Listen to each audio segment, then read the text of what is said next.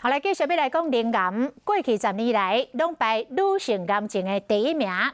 若是得到灵癌，搁要生囡仔，要安怎才好咧？医生讲，会当伫治疗进前先来冻卵，将卵保存落来，或者是食保护卵巢的药物，等治疗结束了后，有机会生囡仔做妈妈。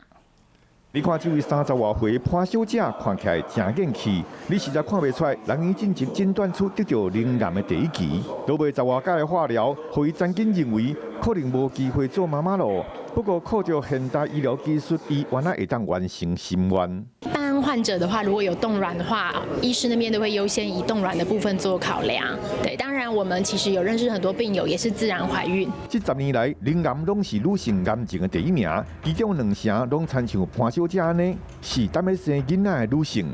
不过化疗所使用的药啊，可能会对生育功能造成伤害。这嘛，互真侪女性真烦恼是唔知要生存，或者是要生囝。就是要冻卵，或者她已经结婚了，也可以考虑跟先生的精子种成胚胎来冻。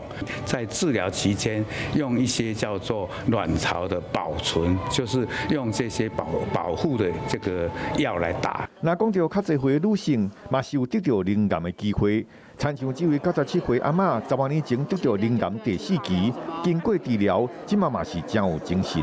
医生表示，较侪岁的患者会当经过 CGA 的评估，找出适当的治疗方法。年龄、体重，还有他的营养状况，还有他的生理状况，比如说他的心肺功能怎么样，脑的认知功能怎么样，还有他的肝肾功能怎么样，做一个整体的评估。目前灵癌整体5年的存活率宽达到85%，而且医生嘛会按照患者个人的无同，找出治疗的方法，让患者更加安心。